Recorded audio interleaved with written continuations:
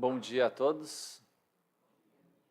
A gente sempre aguarda um segundinho para todos aqueles que nos assistem de casa através do YouTube e do Facebook. Também fica o nosso bom dia, então, aos nossos colegas que nos assistem através das redes sociais. Hoje eu resolvi falar um pouquinho sobre esse tema que, como a Marina já falou, é o primeiro capítulo do Evangelho segundo o Espiritismo. Para aqueles que não sabem, a doutrina é codificada por Allan Kardec em 5 obras principais e o Evangelho segundo o Espiritismo é a obra terceira. E como as leis da física dizem, né, o que fica no meio é o que sustenta, né, o que dá força. E então é por isso que o Evangelho segundo o Espiritismo é a terceira obra e não a primeira, mas é a mais importante. É ela que dá força a todas as outras. E fica a recomendação daqueles que estiverem passando por dificuldades em casa. Eu tenho certeza que a leitura deste livro diariamente, ou dentro das possibilidades, com certeza vai facilitar muito a compreensão das dificuldades. Esta frase, não vim destruir a lei, ela está no Evangelho de Mateus. E Jesus cita essa frase ao ser questionado sobre os ensinamentos de Moisés. Né? E a gente também pretende conversar sobre qual é a visão do Espiritismo. Né? Será que o Espiritismo veio a destruir a lei de Jesus? Né? Nós vamos também conversar no dia de hoje por que o Espiritismo surge na Europa e o que nós podemos esperar do futuro, com base nesse capítulo, né? O que nos aguarda, quais são as esperanças e consolações que o Espiritismo e o Evangelho de Jesus nos traz nesse capítulo, para compreendermos um pouquinho mais sobre o nosso dia a dia. Então é sobre isso que a gente pretende falar hoje. Partindo do princípio da reencarnação, de que não somos apenas essa vida, né? Não temos apenas essa vida, temos outras e já tivemos muitas outras. Como será que éramos há 3.300 anos atrás? Como era a nossa civilização quando Moisés, né, lá no Egito, resolve, inspirado, é claro, por bons espíritos, auxiliar no processo de libertação dos hebreus, de milhares, talvez milhões de hebreus, que eram tidos como escravos do Egito. Como será que era esse povo? Como nós éramos naquela época? Basta apenas fazer uma reflexão no nosso dia a dia. Hoje nós temos pessoas que brigam por causa de time de futebol, né? Eu gosto muito de assistir futebol e às vezes eu assisto o noticiário e fico pensando como que pode, né, uma pessoa matar a outra por causa de um jogo de futebol. Mas daí a gente leva para o nosso dia a dia e verifica que às vezes as brigas conjugais surgem por causa de uma toalha que a mulher deixa na cama. Geralmente a mulher. Não, Marina? Fazendo essa analogia, trazendo para o nosso dia a dia, lá em casa é a mulher que deixa na cama, eu não deixo. Mas talvez é porque eu acho que eu era mulher na outra vida, na anterior. A gente fazendo uma analogia, como pode, né, no dia a dia de hoje, essas brigas ocasionadas. Agora você imagina 3.300 anos atrás, quando Moisés tinha que liderar todo esse povo, né, levar de um lugar para o outro, levar para casa de novo, digamos assim, milhares de quilômetros, eu não sei quantos quilômetros, mas vocês imaginam como que era. Então ele teve que trazer um Deus muito vingativo, muito tenso, né? Se não fizer, Deus vai fazer isso. E aí surgem então as 613 normas que Moisés passa para aquele povo. É como se fossem regras mesmo, ao pé da letra. Se não fizer isso, vai acontecer isso. E essas 613 normas é o que vão formar a Torá, né? Dentro do judaísmo. E então, essas são as 613 normas. Mas Moisés também, no Monte Sinai, ele recebe os 10 mandamentos. E esses 10 mandamentos, eles não são para aquele povo naquele momento.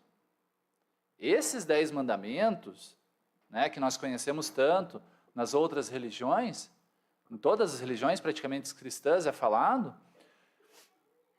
são mandamentos universais, que funcionam ainda hoje, que a gente pode compreender. Então, quando Jesus fala que não veio destruir a lei, ele está se referindo aos 10 mandamentos. Porque as 613 normas talvez precisariam, ao longo do tempo, ser adaptadas, porque as pessoas evoluem, né? As pessoas melhoram.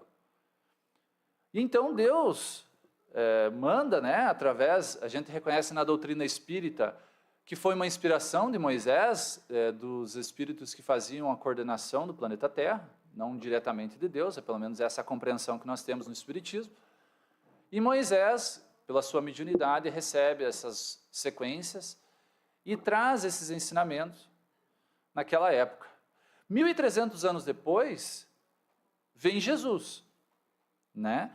Encarna na Terra, e é importante fazer essa observação que ele não precisava encarnar. Jesus não tinha necessidade nenhuma de espiar ou então de provar nada a ninguém. Nem tampouco depurar os seus equívocos, né? Se limpar dos equívocos de vidas passadas. Jesus já tinha alcançado a perfeição aproximadamente 4 bilhões de anos atrás, quando ele cocria a Terra. Quando ele faz o processo que nós conhecemos através das obras de Emmanuel e também outras, de desligamento de um pedaço do Sol para a criação da Terra, é claro, auxiliado por muitos e muitos espíritos, quando Jesus faz esse processo de cocriação da Terra, ele já era espírito perfeito. Ele já era alguém que já tinha alcançado a perfeição, que não tinha mais necessidade nenhuma de encarnar. Então, 4,3 ou 5 ou 7, seja lá quantos forem, bilhões de anos depois, ele encarna. Então a gente não tem noção do tamanho do processo e o quão ele teve que se reduzir para estar conosco. Eu sempre uso nos estudos o exemplo, uma brincadeira. É como se nós tivéssemos colocados o Sol dentro de uma lâmpada. Mais ou menos nessa proporção é a encarnação de Jesus. E ele encarna na Terra, então, para nos mostrar o verdadeiro sentido das leis universais trazida por Moisés. E ele faz a adaptação em uma frase dessas 10 leis, que é muito conhecida. Amar a Deus sobre todas as coisas e ao próximo como a ti mesmo. Aí estão todas as leis e todos os profetas. Ele resume, ele não modifica. Mas ele também faz denúncias. Jesus denuncia a todos aqueles que pregavam a lei, independente da religião, mas que não as cumpriam. Ele fala muito, né, dos equívocos dos fariseus e tantas outras de nós que com certeza não estávamos dentre esses. Jesus ensinava pelo seu exemplo. Jesus ensinava com as suas palavras também, mas principalmente com o seu exemplo, essas leis que já haviam sido ditas antes. Jesus era então uma potência encarnada. Mas muitas coisas Jesus não podia falar. Por quê? Porque ainda aquele povo não estava preparado. Não é assim com as nossas crianças que estão aqui hoje? Tem muitos questionamentos que, se eles fizerem, nós não podemos ensinar tudo realmente como é. Nós temos que falar ainda, né, de como uma estrela que brilha no céu, um desencarnado. Tem coisas que a gente é questionado, que às vezes, né, a gente não consegue se sair como pais e mães, né, não preciso citar, né, que você vai falar conforme a evolução da criança. A criança vai crescendo, você vai dando um norte melhor. Ou às vezes ela vai descobrindo, né, nas redes sociais, nos vídeos do YouTube, não é assim? E daí daqui a pouco os questionamentos vão aumentando, e é assim que acontece também com a evolução do povo. Então Jesus não podia falar tudo. Imagina ele chegar para o Simão Pedro, nós vamos pegar André e Tiago, os irmãos, que viviam se tapeando, os dois brigando. Imagina ele falar assim, não, calma, provavelmente na encarnação passada vocês devem ter um matado o outro, alguma coisa assim. Meu Deus, não ia ter compreensão, encarnação passada, como isso? Então não dava para falar tudo. E aí surgem então as parábolas. E aí surgem as histórias, historinhas. Para quê? Para que 2000 anos depois nós estejamos aqui sentados tentando compreender as historinhas, as parábolas. Ele avisa, deixa um aviso, né? Ele deixa um recado lá nos últimos sermões, que é para a gente prestar atenção. E ó, eu vou ler ele para vocês, é 4 linhas. E eu rogarei ao Pai, a Deus, e Ele vos dará outro Consolador, a fim de que esteja para sempre convosco o Espírito da verdade, que o mundo não pôde receber, porque não o vê, nem o conhece. Vós, aí ele repete, aos cristãos que acreditam nele, o conheceis, porque ele habita convosco e está em vós. Não vos deixareis órfãos, voltarei para vós os outros. Então, isso está em João, e essa parte do Evangelho é utilizada até hoje, né, para falar da volta de Jesus. Mas será que é uma volta encarnada? De novo, né? Será que tem nesse... Poxa, ele encarnou, veio, tentou, se escondeu, digamos assim, durante 30 anos, né? Ficou quietinho, sem fazer os seus magnetismos. E aí começa a operar através do magnetismo, a sua influenciação, e já matam ele. Imaginem se ele encarnar de novo, no meio desse povo doido, não dura uma semana. Gente, então, quando ele fala que vai voltar, vai estar conosco para trazer coisas que ele não podia falar naquela época, nós temos na doutrina espírita a compreensão de que seria o espiritismo, com os seus ensinamentos, e claro que outras religiões também que trazem esse conhecimento da continuação da vida. Falando disso, entrando nessa parte, será que o espiritismo... Acho que não está selecionado, Clóvis. Aí. Será que o espiritismo, então, vem destruir a lei de Jesus? Nós falamos tanto de Jesus aqui, né? Com certeza não. Né? Isso é muito interessante, a gente ter essa compreensão. Porque, né, Jesus encarna e 1800 anos se passam, 1800, mais precisamente 1850 anos se passam, e aí surge o espiritismo. Mas como que ele surge? É claro que nesses 1800 anos a gente teve algumas vitórias dos cristãos. Batalharam tanto os primeiros cristãos, né? Nos primeiros 300 anos principalmente, para levar o ensinamento do Cristo. Mas, gente, a gente comete muitos equívocos nessa época, nesses 1800 anos. Eu digo a gente, com certeza, se somos espíritas, hoje nós temos com certeza um pezinho nesses problemas lá atrás, pelo conhecimento que já nos é facilitado. E surgem então os karmas coletivos gerados pela Inquisição e pelas cruzadas. Por que karmas coletivos? Porque nós, na época, matamos em nome de Jesus. Não bastava matar Jesus. A gente vai e depois mata e diz que é por causa de Jesus. Então a gente cria processos de karmas coletivos em grandes regiões. Mas talvez um dos principais problemas que a gente comete é a entrada no poder.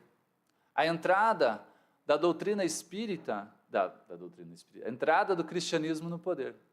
E através do poder, a gente começa a cometer alguns equívocos que a gente citou agora. E então,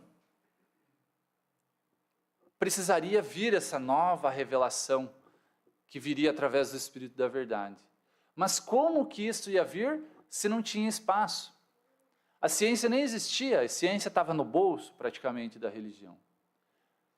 E aí se planeja então a Revolução Francesa. Eu estou comentando algumas coisinhas de história para a gente entender como que surge todo esse processo.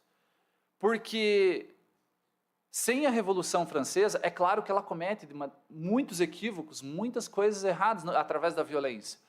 Mas nós escolhemos a liberdade que nós temos hoje no nosso país graças à Revolução Francesa. Nós, os Estados Unidos, a liberdade no sentido, é claro que não é totalmente liberdade, mas esse sistema democrático. E então, nesse momento de revolução, a religião fica no seu cantinho e surge as ciências. E aí, é igual quando a gente faz uma reforma em casa.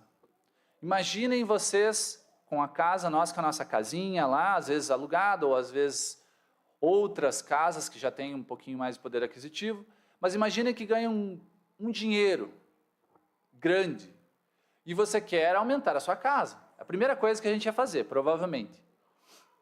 Será que a gente iria emendar puxadinhos para cima, para baixo, para os lados, ou a gente ia comprar um novo terreno, ou então destruir e começar do zero? Qual é mais fácil? É mais fácil com o terreno limpo. E é por isso que a doutrina espírita surge a partir dessa época. Porque não tinha mais tantas religiões no poder. E a doutrina espírita precisaria da ciência para ser comprovada. Então surge nessa época a doutrina espírita com o aval da ciência, porque teve muitos cientistas que foram e tentaram questionar o espiritismo. E havia necessidade. Por que na Europa? Imagina se fosse no Brasil, nós éramos ainda praticamente uma colônia. Não teríamos como fazer esse questionamento. E é por isso que ela surge lá. Uma união, então, da ciência e da religião para surgir o Espiritismo e dar sequência aos ensinamentos do Cristo. A doutrina espírita vem para dar sequência, assim como Jesus vem para dar sequência nas de Moisés. Revelando, nessa doutrina maravilhosa, muitas coisas que facilitam o nosso dia a dia. Os mistérios ocultos, quantos de nós, através de descobrir a doutrina espírita, começamos a compreender o porquê das dificuldades do nosso dia a dia? Quantos de nós começamos a entender que somos nós os artífices do nosso futuro? Do nosso presente é um resultado do que semeamos lá atrás. Quantos de nós reconhecemos então com a doutrina espírita a responsabilidade de uma mudança e de uma reforma íntima? É claro que ser espírita, como diz o Raul Teixeira, não é fácil, porque nós compreendemos as verdades da vida, mas ela é muito consoladora, porque a gente então compreende que a caridade ela vai funcionar como se fosse num sistema contábil para diminuir as nossas falhas do passado. A caridade, toda aquela caridade não precisa ser a material, tudo aquilo que você faz em prol de alguém, seja uma conversa, um perdão, um auxílio, vai funcionar para auxiliar no processo de quitação das nossas dívidas perante a nossa consciência. Então, quando eu auxilio, eu diminuo os meus problemas. Nós reconhecemos na doutrina espírita que chega de tanto sofrimento. É claro que um espírita continua com luto quando perde alguém. Continua, não pensem que virou espírita não vai sofrer na perca de um ente querido. Mas o sofrimento vai ser atenuado pela consolação da continuidade da vida, do poder do reencontro através do processo do sono, quando for permitido, é claro. O poder do reencontro na vida espiritual, que é a vida verdadeira.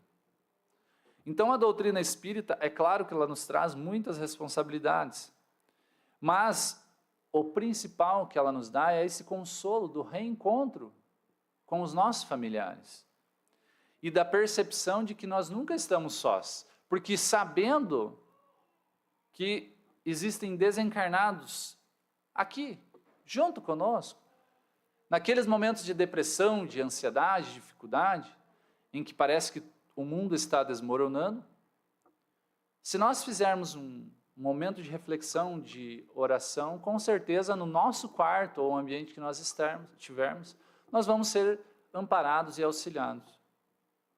Então a doutrina espírita também traz esse consolo que Jesus vinha tentar nos explicar à época. Entrando quase na parte final, praticamente entrando na parte final, o que nós podemos esperar do nosso futuro?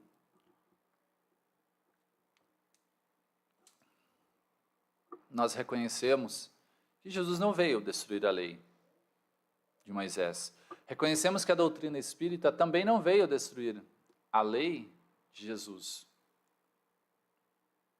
Moisés teve como missão lançar as leis de Deus aos hebreus, que era o único povo que acreditava num Deus só. Vocês sabiam disso? Na época. Por isso que Jesus nasce naquela região. Os outros povos acreditavam em vários deuses. Jesus veio reforçar estas leis, mas nos fala de uma vida futura, que após a morte, nos fala de um Deus amoroso e que seus ensinamentos teriam que chegar a todos os lugares do mundo, pois as suas leis eram universais. E vejam só que hoje nós somos 2,5 bilhões de cristãos no mundo. Vocês sabiam desse número? 1 em cada 3 pessoas no planeta Terra acredita em Jesus. É claro que a missão era para ter alcançado todos, mas nós temos 157 países que têm cristãos, seja protestantes, católicos, evangélicos, espíritas, né, outras religiões cristãs. 2,5 bilhões. Então, Jesus com certeza alcançou o orbe todo, com seus ensinamentos de amor. Allan Kardec, com o auxílio de espíritos de alto escalão, com o auxílio de dezenas de médiums no mundo inteiro, traz a revivência dos ensinamentos do Cristo. Será, a pergunta que não quer calar, será que depois de tudo isso, nós estamos conseguindo viver os ensinamentos de Jesus? Nós temos ainda muita dificuldade da compreensão. Vocês viram, né, nós temos o caso que aconteceu recentemente, de uma mãe que acabou esquecendo a criança no carro, né, que acabou falecendo. Não é um crime premeditado, acredito eu, pelas circunstâncias. Será que nós temos o potencial ou nós temos um passado tão correto para fazer o julgamento desses equívocos? Nós vemos essa mulher quase ser linchada. É praticamente o que aconteceu com Jesus, os seus ensinamentos, quando ele fala que atire a primeira pedra aquele que nunca pecou. Ninguém está defendendo ou então livrando dos efeitos dessa consequência. O que eu gostaria de chamar a atenção, serve para mim, serve para todos nós, é que a gente também tem os nossos equívocos. Isso serve como uma revivência dos ensinamentos de Jesus, que veio falar sobre isso, né? Sobre o não julgamento há 2000 anos atrás.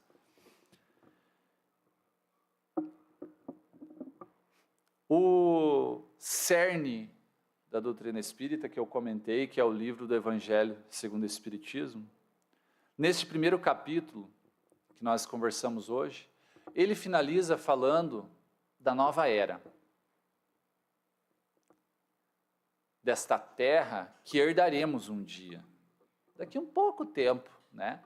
Não tanto assim, se for olharmos para trás, todos os sofrimentos que já passamos. Quem vai herdar essa nova terra? O que vai acontecer no planeta Terra? Será que a gente vai continuar sempre com essa perpetuação do mal, das possibilidades de cometer os equívocos que essas pessoas maldosas, que são as que, não as que cometem os erros, mas as que organizam a maldade no mundo? É sobre elas que a gente tem que fazer essa reflexão. Não num ato de julgamento, mas de tranquilidade. Porque a gente vê muito noticiário ruim. E no momento espírita, né? Ele fala, Jesus sabe desta sede de justiça que todos nós temos. Então, como será essa nova terra? Como será esse futuro que nos alcança em breve? Com certeza, através dos ensinamentos desse evangelho lindo, a gente descobre que quem habitará a terra são os aflitos, os pobres de espírito, os puros de coração, os brandos e pacíficos, os misericordiosos, enfim, todos aqueles que amam. É claro que há um processo de depuração e ficarão aqueles que cometem a maldade. Não vai ser todos excluídos do planeta Terra, mas os que organizam o mal, com certeza terão que dar um espaçozinho, né? E um dia talvez eles retornem, talvez não, com certeza retornarão à Terra. Mas nesse primeiro passo, nesse primeiro processo, todos esses que organizam a maldade, nesse noticiário nosso do dia a dia, com certeza terão que ser exilados do planeta Terra para que nós consigamos colher esses frutos dessa nova era. Mas, porém, nenhuma revolução se lança sem que haja luta. E não é luta, talvez de briga, de matança, mas é uma luta de ideais. No nosso dia a dia, quantas pessoas desistem do cristianismo, ou do espiritismo, ou das religiões, porque descobrem que vão ter que mudar o seu dia a dia, que vão ter que mudar a sua reforma, fazer uma reforma íntima. Quantas pessoas não querem, porque querem vivenciar apenas as coisas mundanas, as coisas materialistas, são importantes, mas não querem vivenciar esses outros lados. Quantas pessoas na família de vocês já convidaram para vir à doutrina espírita e elas não conseguem vir? Agora vocês imaginem no mundo espiritual, quantos que pensam semelhantes a esse tipo de situação, ou pior, que não querem a perpetuação do cristianismo de Jesus. Quantos não desejam essa espiritualização do planeta Terra? Quantos arquitetam a destruição das coisas boas? E é por isso que eu chamo a atenção desta reforma que vai acontecer no planeta, mas que vai haver uma necessidade de luta, de batalha, principalmente de nós contra nós mesmos. Porque se eu me blindo, se eu me preparo, como nós estamos falando de um mundo espiritual, de um mundo de energia, não há obsessor que consiga nos alcançar quando nós estamos iluminados. Não tem como. As leis da física não permitem isso. Então, este processo que nos aguarda, desse grande movimento que existe no planeta Terra, que se inicia como todas as outras revoluções. A reforma na nossa casa não é assim quando a gente vai reformar? Né? Primeiro aquela baderna, aquela bagunça, criança chorando, pedreiro batendo na parede, relógio tocando, os filhos gritando. Não é assim quando a gente está reformando a casa? Não fica dependendo da reforma, não fica uma bagunça? A não ser que você consiga sair da casa, né? Mas se você tiver que lidar com esse processo, é difícil. Mas depois fica tão bonito, né?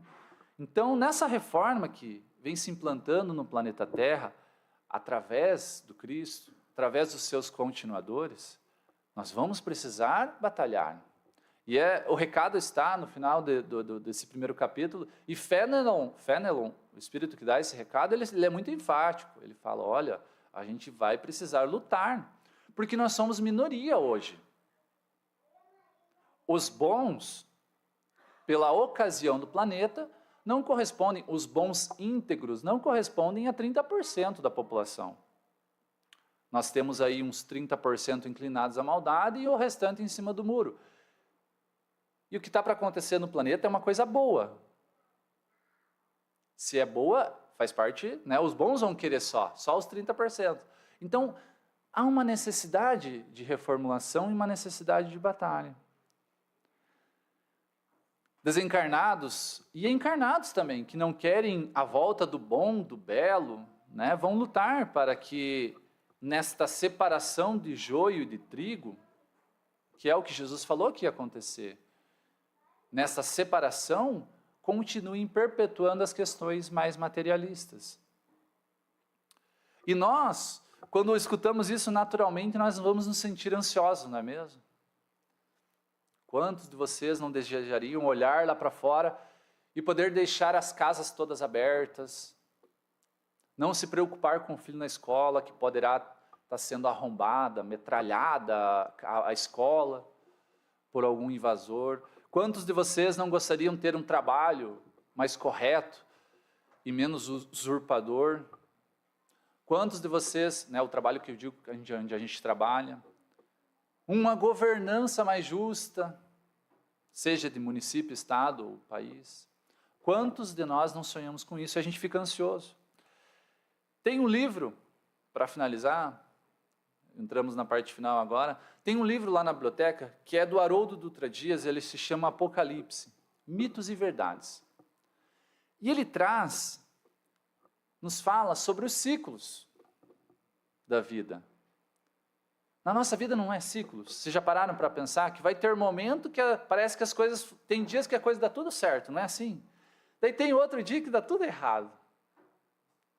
Daqui a pouco você está bem financeiramente, daí acontece um problema de saúde. Daí fica bem de saúde e acontece um problema financeiro. Ou desencarna um ente querido. Não é assim. Os ciclos da nossa vida vão se indo.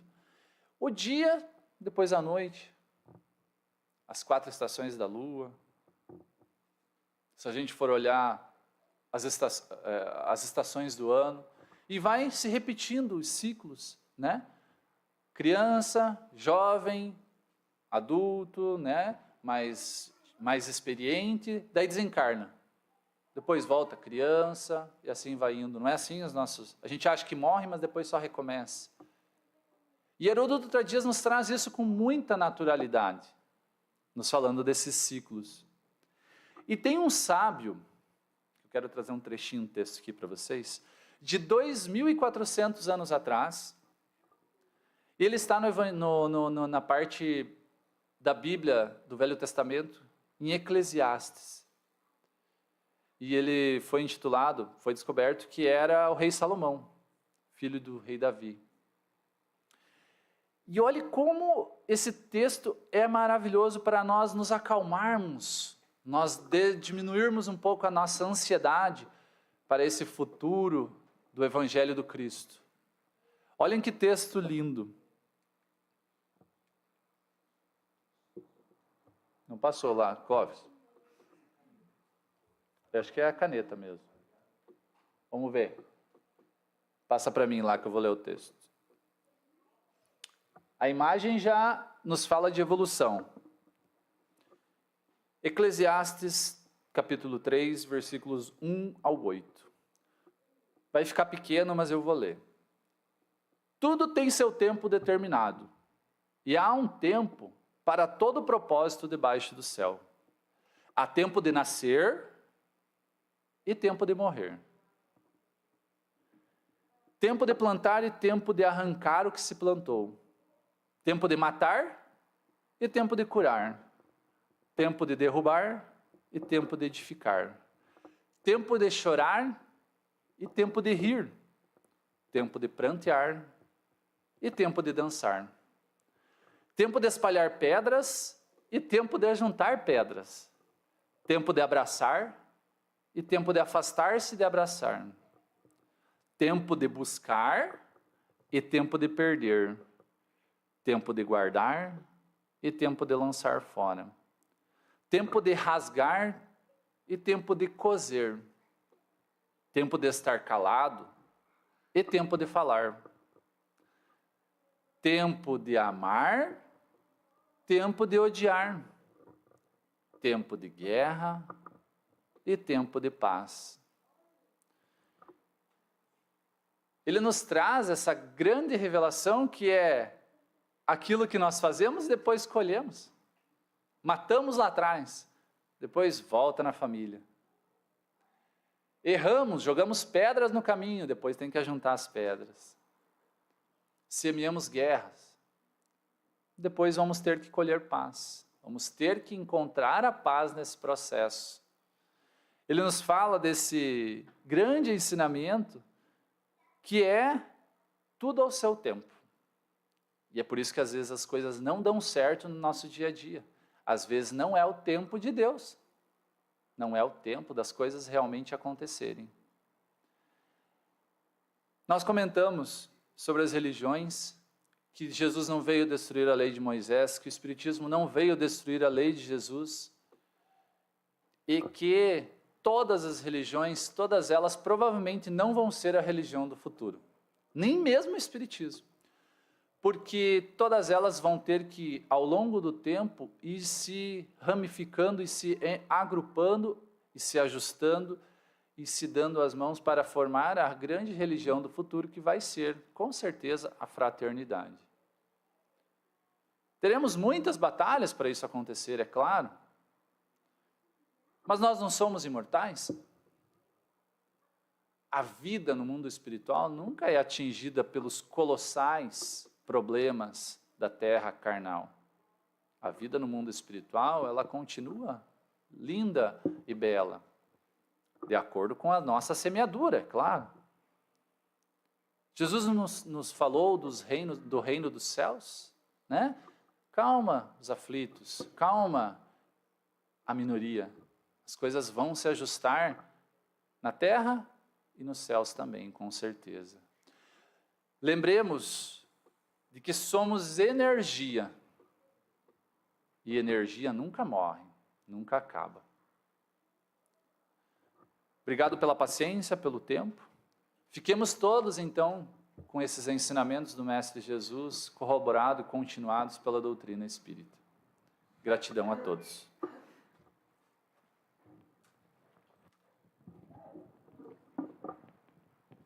Obrigada, Diego.